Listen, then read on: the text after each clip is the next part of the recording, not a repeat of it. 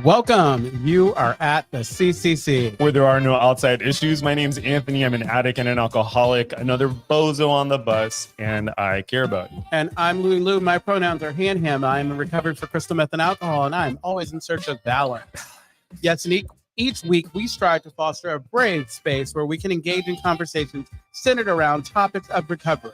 And our intention is to hold and inspire better spaces for more people in recovery by tackling issues sometimes used to separate us. Absolutely. But before we do that, please like, share, and subscribe, ding that bell, comment. Do whatever you got to do. Whatever you got to do. Uh-huh. Let's do nice things. We have a new person who's steering the ship today. Yeah, he's doing a good job. I was getting ready to talk shit because I was like, man, the music is still going it's too long. It's just the music. The music used to be a lot longer. You think so? No. Trust me. Before you started to use, yeah. Oh, you're saying it used to be a lot longer. I thought you said it should be a lot longer. Yeah. And now the disclaimer, the thoughts and opinions expressed on at the CCC are ours alone. We do not represent anyone but ourselves. The information and thoughts shared here are for general information purposes only. In other words, we're just a couple of friends behind a mic here to entertain you. Yeah. Back to what we were saying. What used to happen is we used to wait till the music stopped and then we would introduce ourselves. Oh, wow. And it was really a super long intro. And then one of the suggestions was, you know what? You need to do that like right off. You know? Yeah, you guys used to have like a full like opening credits. We had video. Exactly. We used and to like do a video and everything. We used to do this. Yeah, that was, and it was cringe every time. I was sitting there watching, like, oh yeah, okay, not this again. Yeah. Well, what's interesting is that it was very visual early on. Yeah. Right. And now we're more audio, obviously, but we do the recordings live. And then that's how initially when I started, I didn't think about the possibility of video. Because the podcast that I did before, it was just an audio podcast. Right. Yeah. So how are you doing? You know, a couple things come to mind. So I'm doing really good. Okay. So I started doing this class with Kaiser for insomnia. You are not playing on your phone while I'm talking to you. I turned it off. You literally were just on TikTok. No, you asked me a question and then you turn to your phone and completely shut me out. I feel like I'm what's going on here? I feel like I'm talking to my dad. Okay, go ahead. I start crying. So I started taking this insomnia class and I'm like, oh, this isn't gonna help, you know, and I took my first class and it was actually really helpful. It was really helpful. I got like the most sleep I've gotten in like weeks, months, possibly last night. Oh, which is thank you, Jordan. What is it like? They show you a special way to count sheep.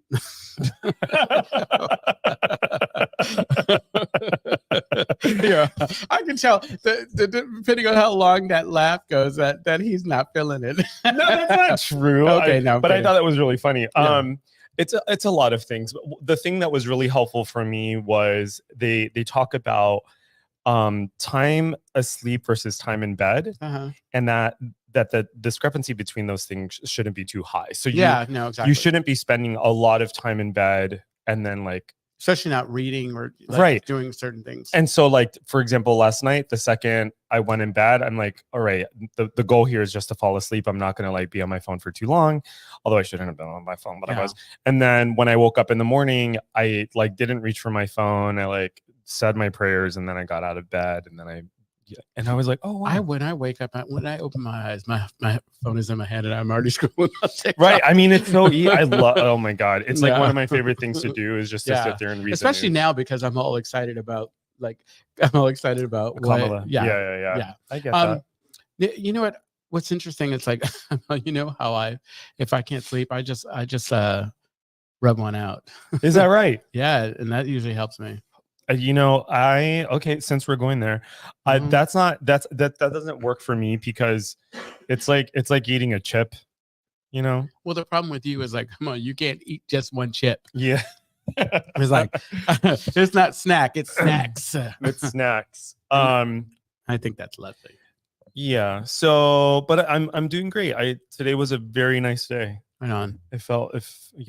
Yeah, I'm good. Today was busy at work. Like it was busy with customers, but I had a lot of product to merchandise and put away and whatever. And I have Monday and Tuesdays off. So when I go back in, it's usually a matter of like, because I'm such a Virgo, cleaning up the messes that were left. You know, I think on every episode you tell us you're a Virgo at least once. Well, hey, it's like it's almost like it used to be with like, and my partner, my boo. It's like we all have our things. You know, I walked Get off right my into case, that. okay? I walked right into that. Exactly. I'm sorry. That's like Trump complaining about somebody being sexual. Not you equating me to Trump. Oh my God. You're bigly and who'd you no. I love that. It's like you are nothing like Trump. It's like I would not even be on the podcast. I mean, I didn't take whatever, it's fine. So do you want to introduce the topic? Yeah, so the topic today, it has been nuanced. We've said but what we landed on was it's like doing the work and what that means. Doing the work. That's like, obviously it's the start of the month, so we're just talking about like our own thoughts on what it means to do the work. But we'll have people coming in for the rest of the month to talk about different programs, etc. Yes, and also you can join the conversation and post comments. And if your comment is relevant enough for our producers, they'll push it forward. Otherwise, it's like we pray we get to connect with you. God, that was so cold. So doing the work. I think we have what I will say before we dive into that, I think that the chemistry and the relationship that like all of us like we have, I mean, it's like that way we can joke like that. Okay, yeah. I just wanted to say that. Because no, yeah. I mean, maybe this is time to like thank. We have an incredible team of people. We do. Yeah, we belong to an incredible team. Yeah, Jason and Jordan and our fabulous producer Steven. And we have that other person, but it's like I don't know if it's like James. Is he here? James, bless your heart. Well, he did. He started off earlier. I'm gonna have some of these. Yeah, scheduled. I saw him setting up things. Not you calling people out. You're so messy. I don't know. Was that messy? No. Okay. Yeah. I was just saying it's like I'm all, maybe what I'm doing is I'm saying it out loud so that you can correct me, because, me making a judgment about how somebody's showing up I'm not correct. It's like he's doing the best that he can. Girl, it's fine. Okay. He's doing the work. He's doing the work. I don't remember Skittles being this good. Yeah, I know. Well, because yeah, exactly. So when you think about doing the work, what do you think about? Well, I was thinking about this before we came in today. And well, okay. First thought is, if you're able to wake up and attend to the barest of responsibilities, I feel like you're doing the work. Absolutely. Right. And I'm saying that just for myself, like as someone who has mental health stuff going on. Some days it's like, it's some days it's like hard to brush your teeth, some days it's like hard to get out of bed. So I think doing the work, for me anyway, starts there. Mm-hmm. Can you wake up and kind of attend to the things that we need to attend to? What's funny? I have a friend who he's working on his sobriety, but he's not in a program or anything. But the reason why he's doing it is because he wants to have a baby. He and his wife have not been able to conceive, mm-hmm. and so they did all of this stuff. And he stopped drinking. And what happens when we stop drinking? Our feelings, our thoughts, all that stuff starts to boil up. Uh-huh. And he was telling me that now that he's sober, he realizes how difficult it is to do kind of daily things. Uh-huh. And he was saying to me, he's like, Anthony, I feel like someone should be patting me on the back for paying my bills on time and like going to work and doing my work. And Alan was like, that's so funny, because those are things that are basically expected of us. Like you don't get a cookie for. I know, but I really do feel like that stuff is, at least for me, or other people I know in recovery, that's kind of a big deal. Like just being able to show up to life. No, it is a big deal, but it's like, I'm all, who's going to offer I you that get kind it. of, yeah. I get it. It's not like we should be handing out participation trophies. I know that's. I mean, that's essentially what you're saying, right? Yeah, no, I didn't say any of that. It's like, I'm not that cold. Yeah, just walking around. You know what it is? I think the way that it shows in who we surround ourselves with. Mm-hmm. You know, people who like make it a point to lift us, who lift us and understand. And I think that we are fortunate in 12-step because we have this kind of relationship with each other where we're super excited. Like folks clapping over 90 days and in a year and things like that. So I don't know. Do I have something in my nose? I feel like there's something in that. A ring, like you have a nose ring. But that's not that nostril. No, I felt like there's it's really weird. I just feel like there's I can feel you on that because it's like with the way my I guess it was just like my mustache. Grows. Anyway, we have a comment. Sky writes, looking forward to chatting with you guys next week about recovery Dharma. Hi Sky, thank you for messaging. All right. And so I was just thinking about well, Dharma's that's a really interesting idea. Have you ever gone? Are you familiar with like Dharma? I am not. I know, isn't it Buddhist praxis? I mean, they're like Buddhist-based principles. Yeah. Sky invited us, like I told you, invited us to participate, but the meeting happens at the time when I'm at work. Oh, yeah. So it's like I've been a Dharma recovery before. So these are really good. I think I'm just really hungry. Am I hungry? So doing the work. You always are hungry. I'm doing it's just like it really is ASMR right now because I'm exactly. You can hear me like smacking around in my mouth. Doing the work. So there's showing up to life. And then of course there is like if you're in a 12-step program, it's like working the steps. I think so. There's so many different ways of defining like what it means to be doing the work, right? Well, I think there's a lot of pre-preparation in this idea of doing the work because, like, especially like for getting yourself ready to kind of be honest and intimate with other person, you got to you got to kind of psych yourself out. For me, doing the work, like especially when I first start working with someone, is taking the time to kind of get to know each other and to build the rapport. So that you're ready when the time comes when like initially like okay, so the big book, the way it's broken up, I've heard there are sponsors who will say go and read the first 164 pages and come back and talk to me, you know, to show that you're committed.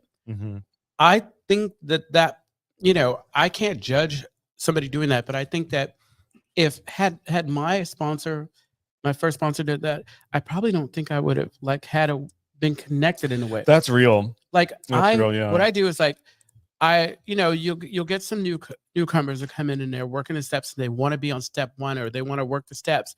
And I always tell them, guess what? You're working the steps now. You're working the steps indirectly, informally, but taking your time reading the preface, reading all of the introductions or whatever, reading slowly, talking, connecting is what I found is it serves a dual purpose. Yeah. Because you're learning about this stuff, but also you and I are having these moments right where we're able to kind of stop. And for me, I had to learn they're not on your time. You're on it's their time as their recovery.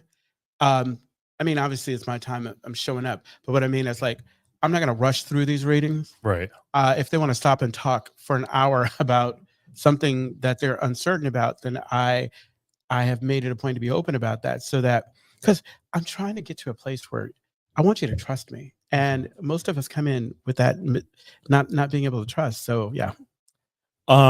Just quick side note. I wish I could Uber eat Skittles from the front. From the cafe. You know what? There's a way you can Uber eat Skittles. One of the people back there were no. Don't do that. They're all you divas. How funny would it be if I like called the cafe? But I was thinking about interesting, right? Because what I got from what you were saying are like there are levels of doing work, or rather, there are levels, or there are parts of our life. They're doing the work. There are so many different ways that I think that shows up, right?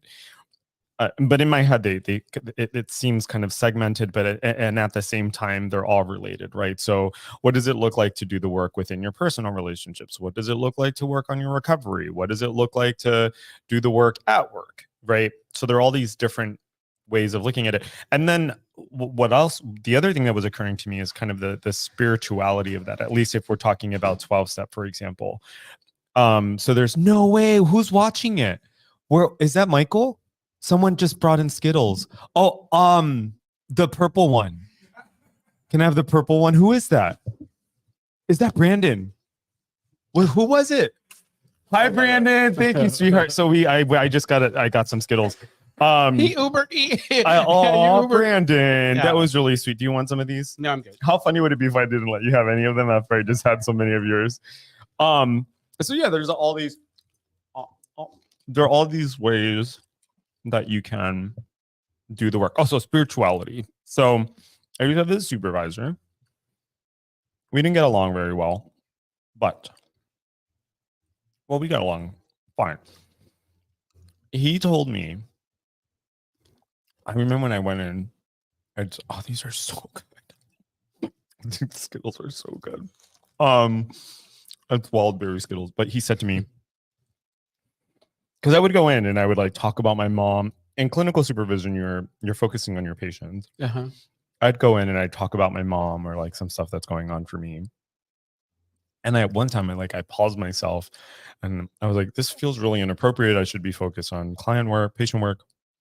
And he said, no. This is all related. This is all kind of affecting how you're showing up to work, the kind of things that like show up within the clinical relationship. I share that to say that I think when we're talking about like doing the work specifically in recovery, that it's all related, right? If you're going about conflict in a different way, that's related. Uh-huh. If you're taking care of yourself in ways that you haven't before, that's also related. If you are, one of my favorite things that my sponsor said to me, if the best prayer that you can come up with is help, then that's good enough. Uh-huh. So what I'm hearing is like, I mean, I think that more than anything, I feel like, if we're perfectionists or if we struggle with, I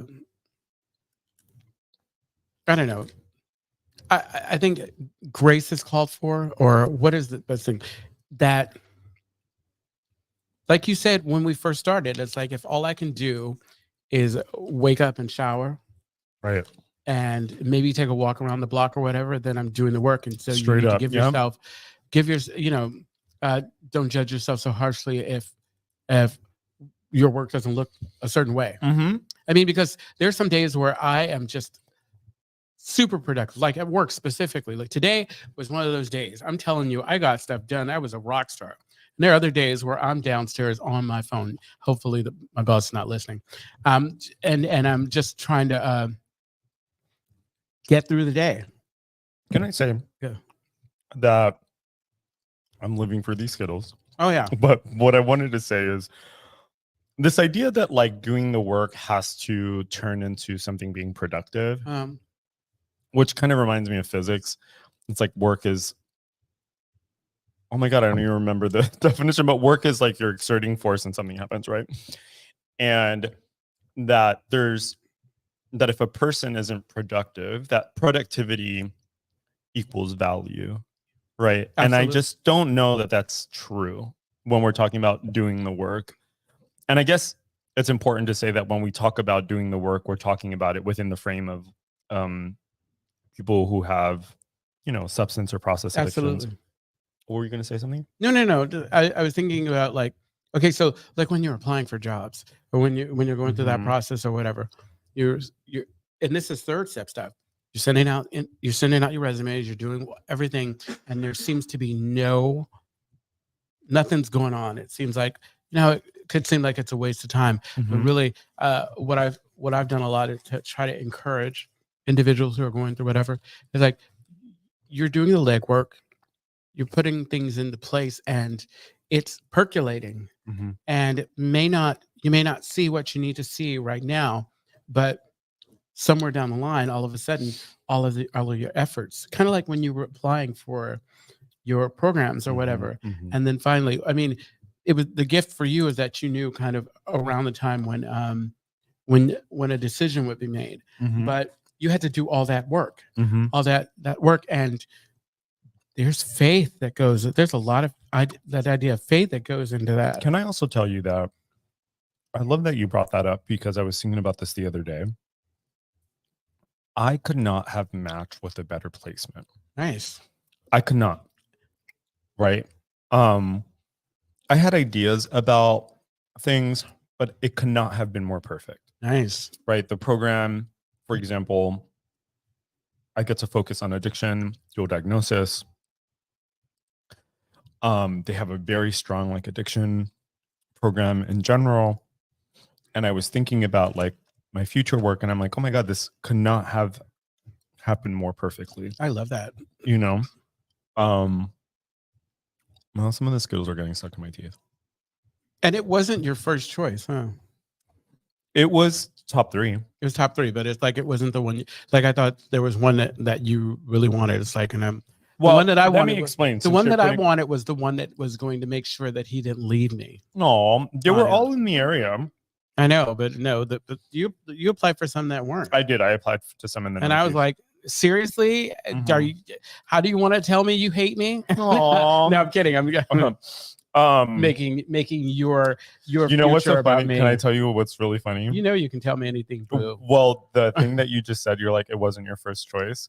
We're not supposed to share that information. Ooh. Ooh.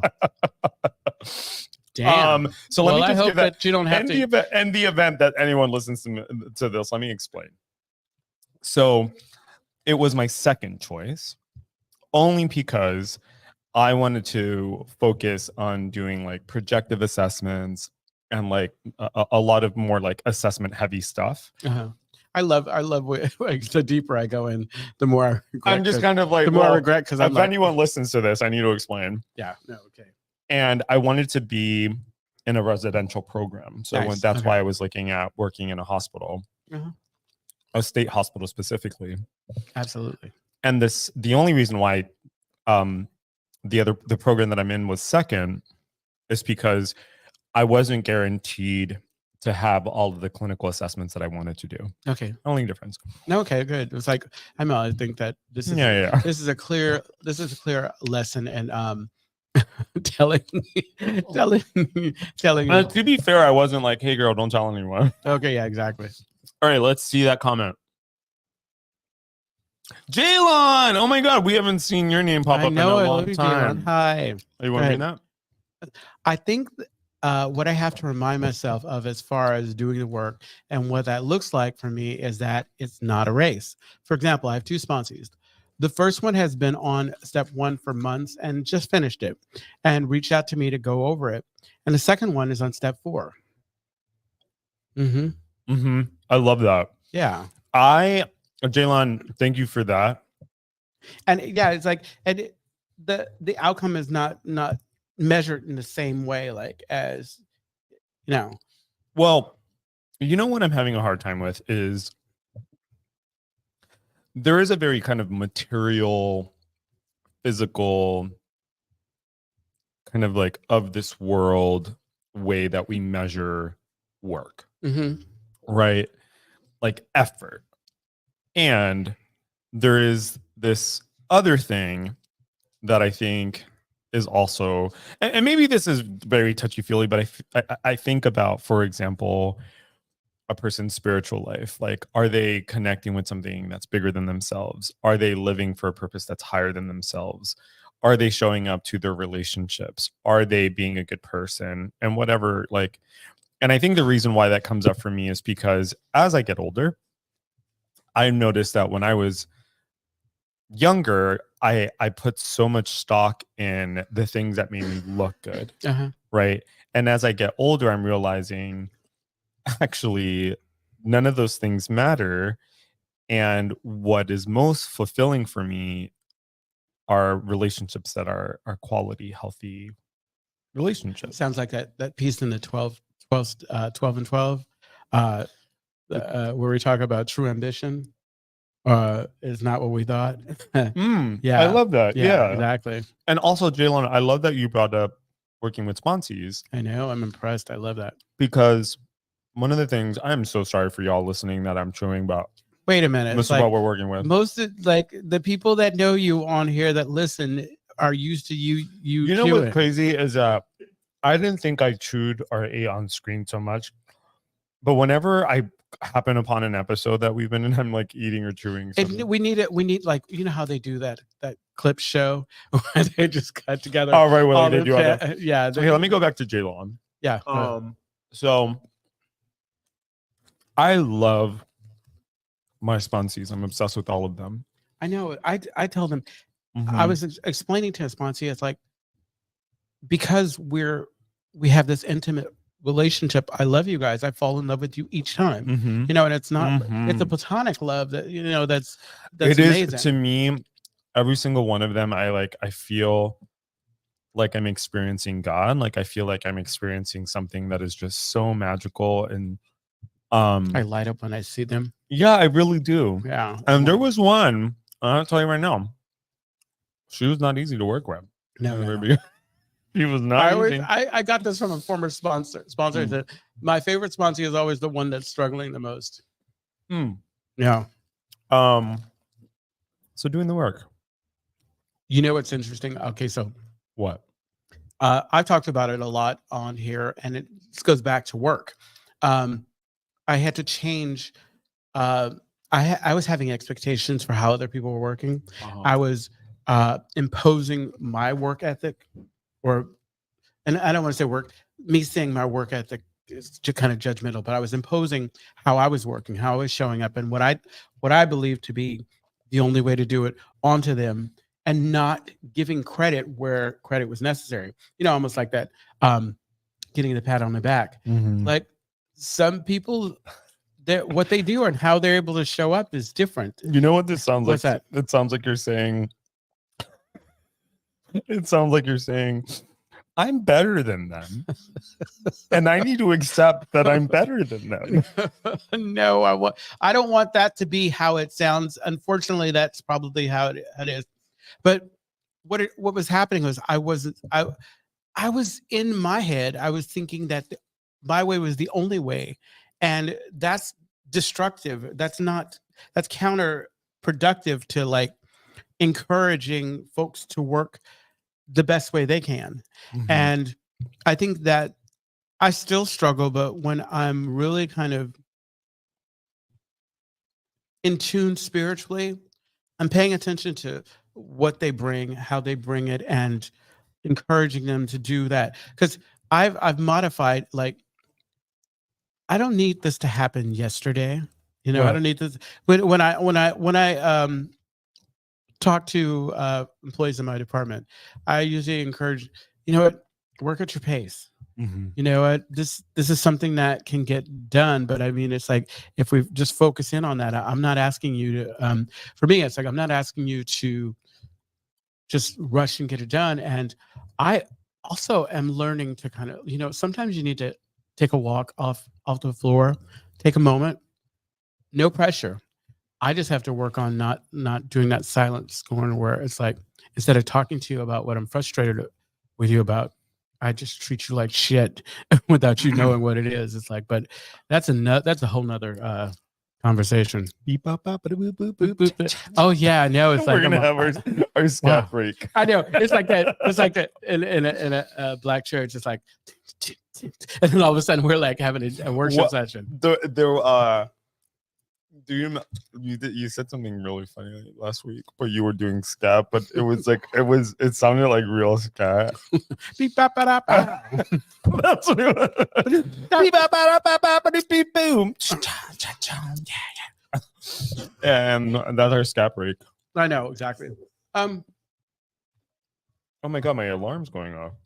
What's that about? I don't know. Go on, I'm listening. Also, when I think about doing the work, with our family, I'm thinking about that. For me, the relationships that I think are of value, that are important, I work on trying to release them to be who they are, to not impose my judgment, or because I think the gift for us of doing the work, the 4-step or whatever, you know how we were talking about, you do the work and then all of a sudden you start to see what's really, as opposed to what you assumed was. That's real. And so in focusing in on me and what I need to work on, it's almost like, and I think I shared this last week, or charity starts at home and spreads abroad. I'm working on me. I am facing the demons that I need to face. And as a result of doing that, I find that I'm more open to those relationships that I thought I closed off, that I'd shut down, that I'd given up any hope for. Yeah. Is that it? Yeah, that was we it. have a comment. Let's see it. Jalen writes, I'm glad you said that, Louis, because that's how I approach this situation with the sponsee who's been on step 1 for months. I had to give him grace and encourage him to get it done when he can, and he did just that. And I told him I was proud that he even finished. Thank you, Jalen. I have a very similar approach too. And I thank my sponsor for this, where like my sponsor has never really pushed me. My sponsor's like, go, you want to do it? You do it. Absolutely. You know what when I mean? you realize that it's like, Jaylon, you said it was not a race, but it's like this. It's like, it's like when you're done with the 12-step, you start over. So, also the thing that I've been able to pay attention to, especially with myself, is initially I thought I was procrastinating, putting stuff off, that I was being obstinate or whatever. And you know what? It's like we are like opening up some wounds, some issues that we thought we probably never have to pay attention to, and they are causing us to feel a certain way, or they were causing me to feel a certain way.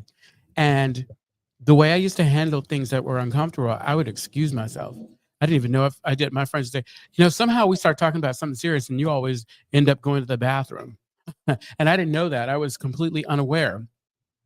And it's the same with, all of a sudden I start writing down shit, even if it's stuff that I think that people did to me or did at me or whatever. And it starts to kind of get me. Like last night at the meeting, I think I shared this with you. The person who shared, he was talking about the violence with his parents. And other people have talked about it before, but it was the way he talked about how, when they're yelling, when there's the yelling or whatever, and then all of a sudden there's the silence. And in that moment, I was like, what? Like my heart started beating. I felt intense, and I wasn't going to raise my hand, but I raised my hand, and I didn't get to share, but that's okay because I made sure to stay after and talk to someone, because I was like, oh, you know what? I have some unresolved stuff around that, and my father's a long way from that. But even if someone's changed and grown and gotten better or whatever, it's like, it's for me, it's my stuff. I still have to work on it because, yeah. I love that you brought that up because I had a very similar reaction. There was a lot of violence growing up, a lot of DV, intimate partner violence, domestic violence. And okay, there are a few things here. So there was a lot of that growing up, and it impacted me in ways that I could not have anticipated. Okay. 1, 2. I think a lot about like the experiences, my experience, like I know my body, I'm in my body, I live my life, and what having my history, like the effect or the impact that my history has had on like my worldview and changes I've made. And we hear a lot like comparison is the killer of joy. And I often have to bring myself back to this idea of like, it doesn't matter what other people's experiences are, to the extent that my doing the work is coming face to face with the things that come up for me or the experiences that I have and arriving at them gently. That is to say, not fighting them. Right. And so much of doing the work sometimes is about like not doing. Yeah. Right. Yes. Or unlearning. Right. So it's like, maybe I'm not like eventually not showing up to work, or maybe I'm not engaging in like this particular behavior that's harmful to me. Right. And I wonder too about like how you remember during COVID, a lot of us were doing like Zoom meetings across the country, and well, not even across the country, but like all around there was the world. Like hardcore. I would sign into, but this Zoom meeting in France. There was a lot of that, or like Australia. Yeah. And one of the things that I loved about that experience is that I was like, oh, addicts and alcoholics sound the same in Australia as they do in the US, as they do in Europe or anywhere in Africa. Like literally, we all sounded the same. We all had the same fucking issues. You had the same people, same reactions. We had the same group of people that would just they'd raise their hand or they to share with like again. It was just wild. I was like, oh wow, maybe there is something unique about someone. Can I just say there was something really special about like in the beginning, the whole Zoom thing in the beginning, because like for us, we one of the rooms that I went into is the California Coastal through CMA, and the groups of folks that organized that, it's almost like one day they didn't know it was happening, the next day they rallied around, got it together, and it was a safe situation because there was a lot of Zoom bombing and whatever. Oh wow. But what was nice is I got to see on a regular basis daily at 8:00 folks from all over California and elsewhere that I would only normally get to see like once or twice a year. And so it was normalized that we would see each other. Hey girl, how's it going? And we'd have our chats and all that stuff. And it was just so nice. And I mean, what I love about that is like Zoom is still a possibility, but it's like I prefer to be in person. I get that. Yeah. I get that. And yeah, I guess I have nothing more to contribute to the idea of like just talking about COVID. Yeah, exactly. I think that also should be noted, if you're not ready to do the work, if there's a roadblock, that's okay too. I mean, it's like, I feel like, they say don't leave before the miracle happens or whatever, but it's like, I feel like there's this queue of things that I have to face, and it comes up when I'm ready to face it. Like it's almost as if shit around the planets align, and all of a sudden it's time for me to talk about it. And maybe the situation with the unresolved issues around violence, domestic violence or whatever in my family, and the violence in my family, it might be that it's time, because I always think, the discomfort that I'm feeling is me kind of being constricted. Like it, growth is it needs to happen. There needs to be some growth, some change. Do you envy people? Or maybe the better question is, what's your relationship, or what are the thoughts that you have on people who seem to like not really care? Right. So people who are kind of selfish, self-centered, and egotistical. Okay. Well, there's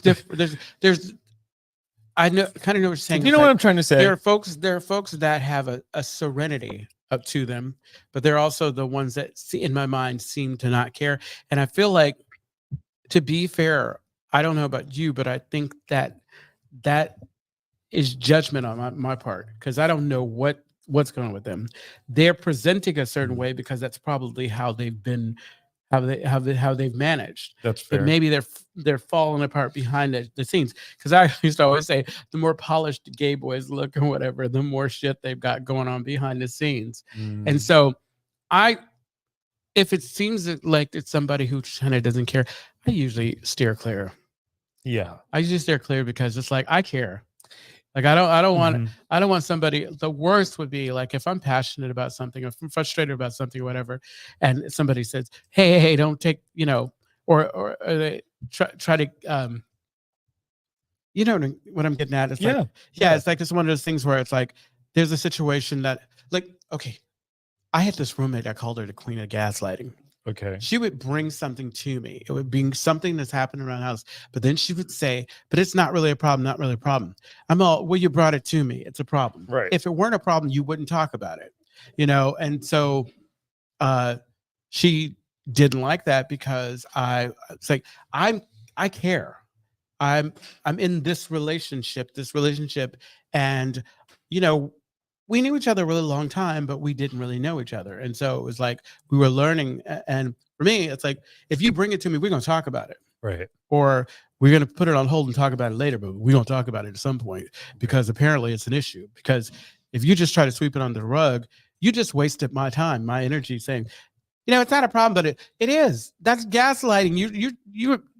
You're trying to rent space in my head, and I don't have any room up there. Okay, I have room for you. Mm. It's like my father used to say, if you're gonna allow somebody to rent space, charge them rent, and charge them full on rent. And this is some expensive property. Yeah. So it's 5:41. We need to land the plane. Yeah, let's land this plane. Let's land the plane. The Castro Country Club is a safe and sober community center for all people and a refuge for the LGBTQ recovery community. I have a Skittle in my mouth. We provide programs and services that help people change their lives by supporting personal growth. Our vision is to reduce the suffering of addiction by connecting people to community and opportunity and support. You can find more information, including all the ways to contact us, at www.castrocountryclub.org/podcast. And tune in every Wednesday at 8 p.m. Pacific Standard Time when we go live on our Castro Country Club Facebook and YouTube channels. Find us wherever you listen to podcasts. Absolutely.